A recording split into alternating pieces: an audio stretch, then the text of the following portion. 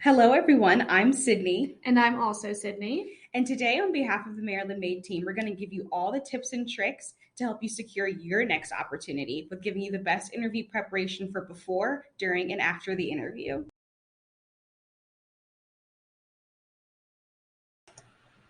To begin our interview preparation discussion, we're going to talk about some things that you should be aware of before your interview.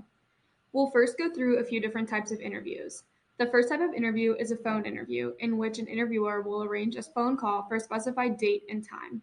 Phone interviews typically take place early in the interview process and are often the shortest form of interview. Some considerations to be aware of as you plan for your phone interview are to plan to be in a quiet, distraction-free location. This also means that you should turn your phone's notifications on silent so you don't disturb your interview. We also suggest that you use headphones, that way your interviewer can hear you clearly. Lastly, it's important to remember to use your voice to inflect your personality, since the interviewer won't be able to see you over a camera or in person. The second type of interview we'll discuss today is a virtual interview. A virtual interview will be arranged as a video call for a specified date and time. Common platforms used for virtual interviews include Zoom, Skype, and Microsoft Teams. Virtual interviews typically take place in the middle or end of the interview process and vary in length based on company needs and hiring schedules.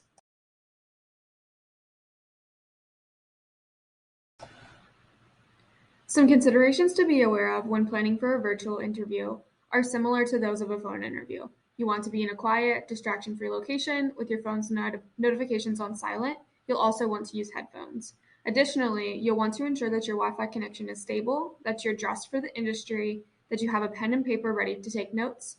Be sure to log into the meeting at least 5 minutes early, and if you get distracted by seeing yourself on video, you can simply turn off the self view. You should have your camera on from start to finish of the interview.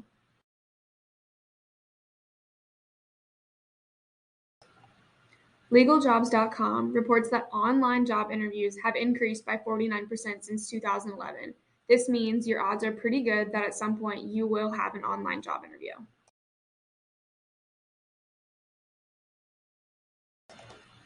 The last type of interview that we're going to talk about today is an in-person interview. During an in-person interview, an interviewer will arrange a date and time for you to interview on site. The length of your interview will vary based on the company's needs. For example, some companies will schedule for you to meet with multiple people on that day. You should be prepared for that. So if it's going to be a long day, make sure you bring snacks and all of those types of things. These interviews can occur in a one-on-one or group setting.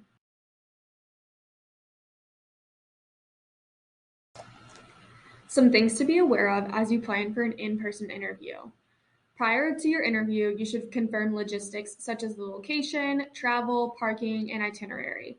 Every company will do something a little bit differently, so be sure to ask questions if you have any. You should also ask who you will be interviewing with. Then do your research on these individuals. You should dress for the industry since they will be able to see you from head to toe. You should bring copies of your resume and cover letter. Have a Padfolio or pen and paper to take notes if needed. Arrive at least 15 minutes early, greet everyone you encounter, and turn off your phone during your meetings. Interview Focus reports that the average time it takes to make a first impression is 7 seconds. That truly means that your interview starts as soon as you walk in the door.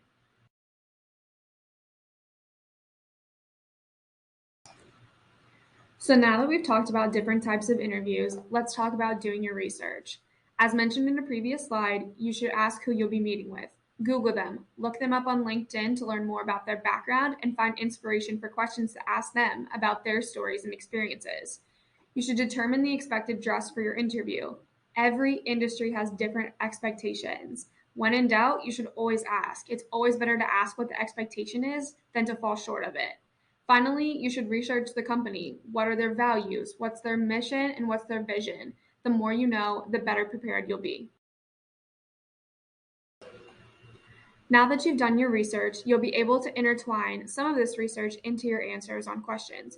For example, when they ask you, why are you interested in working for us? You could tie in how the values, vision, or mission align with your goals. Or once you know more about the person you're interviewing with, you can say that you have a similar background in X, Y, and Z, which led you to be interested in this company.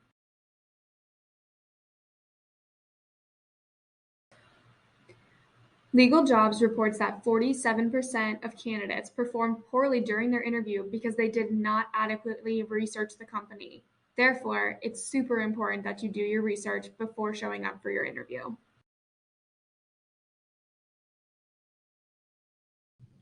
If you've gotten past the application phase and all of the preliminary steps, you finally made it to the interview. During these next few slides, I'm going to give you some tips, tricks, and best practices to be your best self during the interview.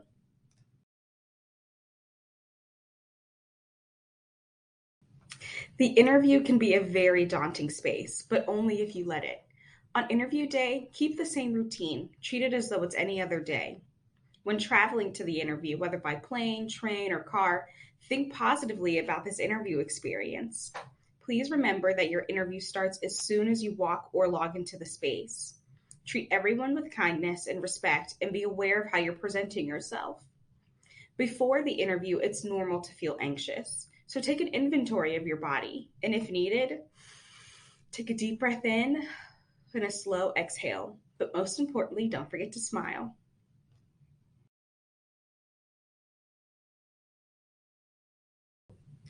Body language is of the utmost importance when it comes to interacting with others.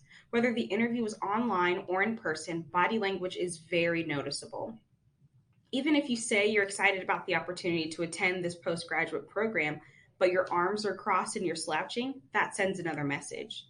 Interviewers notice that, so be very aware of your body language.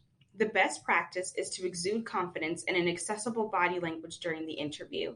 This looks like sitting or standing tall with your shoulders back and your head high, no crossed arms, making eye contact with the interviewer or interviewers, and smiling when necessary.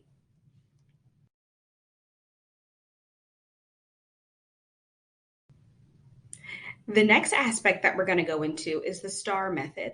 The STAR method is a structured manner of responding to behavioral-based interview questions. The first point of the STAR method is describing the situation. When asked a question, be sure to describe the event and set the context for the interviewer. For the purpose of this video and explaining how the STAR method works, let's use the example, tell me about a time where you had trouble working with a coworker, manager, or group member. In order to fulfill the situation point of the STAR method, you would need to say something like this.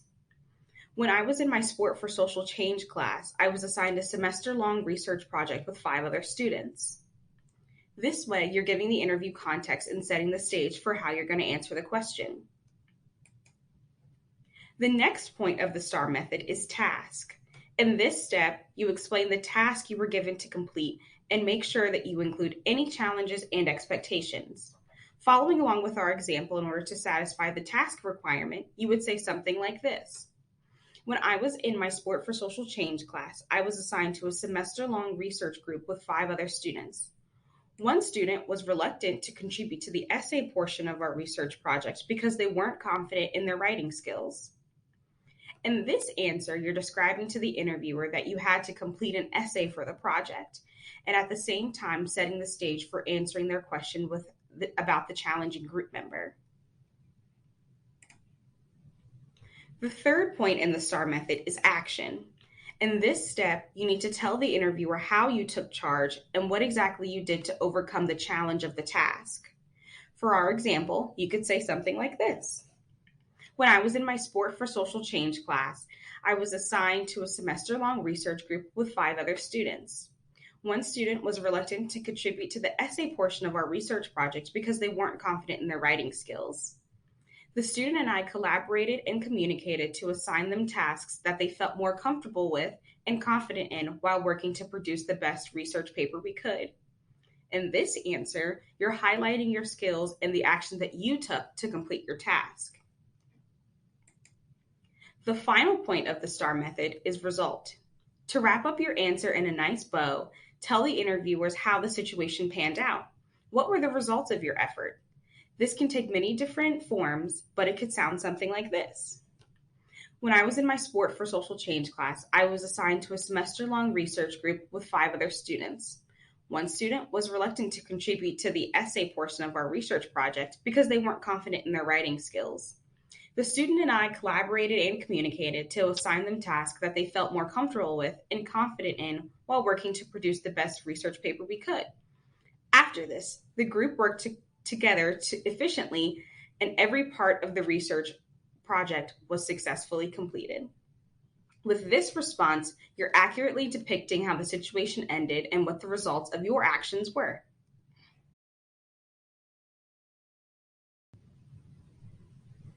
After completing the question portion of the interviewer will always ask, "What questions do you have for me?" Please don't forget that you are also interviewing the school or the job that you're interviewing for. What do you want to know? Please don't be afraid to ask questions to the interviewer. You want to make sure that you are clarifying the culture of the workplace and making sure that this workplace or school aligns with your individual identities and values. So maybe you should ask, what does an ideal candidate look like? Where are there opportunities to grow? What's the culture like? What's the area like if you're relocating? The list of questions on the slides is not exhaustive, but it's a good foundation for other questions that you could ask. The last two questions that you should ask are, is there anything else I can answer for you? This way you can clarify anything on your resume or cover letter or admissions packet that the interviewer might have questions about. And the last question you should ask are, what are the next steps in the interviewing process?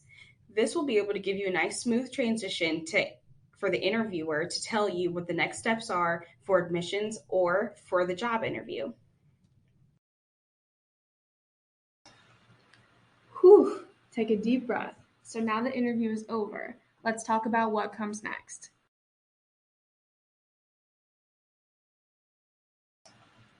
Send your thank you notes. You should send your thank you notes within 24 hours of your interview. It's also recommended that you mention specifics from your interview. For example, if one of the interviewers answers one of your questions and you really liked an answer that they gave, mention that.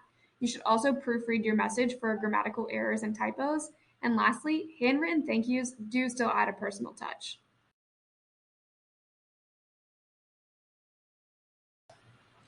On this slide, you'll see a sample thank you message. Dear Mr. Terrapin, I wanted to personally thank you again for taking the time to meet with me this morning regarding the position of research coordinator. I enjoyed learning more about the culture of innovation and community engagement that UMD Research is actively working toward by placing an emphasis on donating technology to local schools. Additionally, your response to my question on the typical work structure provided me with great insights on the hybrid work model in place at your company. Thank you again for your time and consideration. I look forward to hearing back from you soon. Testudo.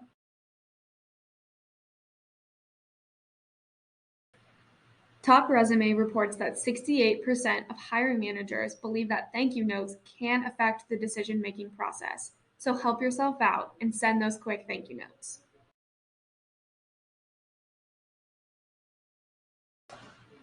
Next, we're going to talk about the follow-up. First and foremost, it is important to remain patient. Remember that there are a number of external factors that can impact the hiring and acceptance timelines. For example, background checks, calling references, and so on. You should ask about the timeline at the end of each step in the interview process or post-grad interview. That way you know what to expect. Finally, you should ensure that you have the correct contact information for follow-up. You should also know which the interviewer prefers, phone call, email, etc.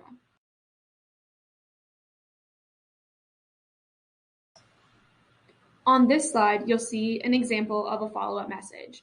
Dear Mr. Terrapin, I'm reaching out to see if you need any additional information from me with regards to the position of research coordinator, which I interviewed for last Monday. I would also appreciate any updates on the timeline for the position that you are able to provide. I look forward to hearing back from you soon. Signed, Testudo. Glassdoor Economic Research reports that the average hiring process in America takes 23 days. Government jobs take an average of 53.8 days to fill, and location also plays a significant factor in hiring timelines. For example, in Washington, D.C., it takes an average of 33.2 days to fill a position. These are important things to note as to why the interview and hiring process can take different lengths for different jobs, different locations, and different company needs.